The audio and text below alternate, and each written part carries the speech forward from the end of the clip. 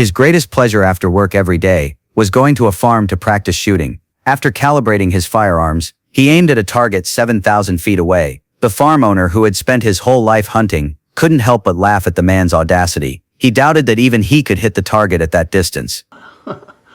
Not on my best day.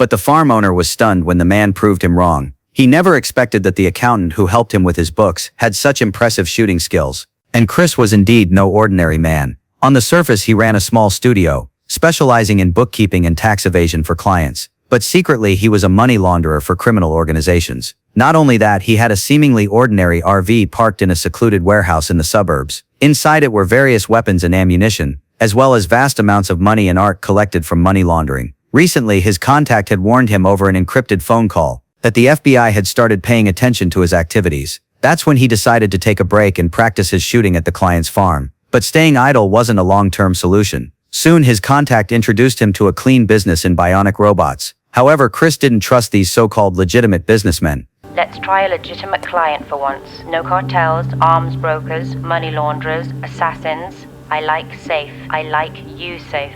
Everyone's hiding something. At least there's honor among thieves. There's honor among Illinois electronics manufacturers.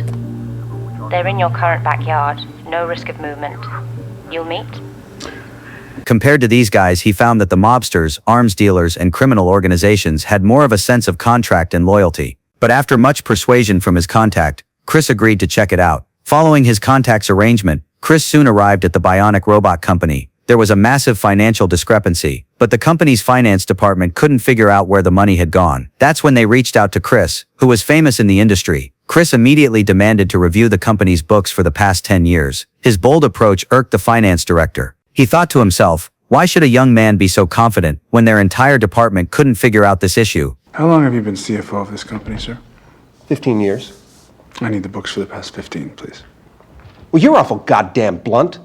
Just then, the president's sister stepped in at the right moment. She was impressed with Chris and believed that he wouldn't do anything to damage his own reputation. She agreed to all of Chris's demands and promised him a generous reward, asking only that he find out as quickly as possible who had been secretly moving the company's money. But that very night, a hitman infiltrated the finance director's car.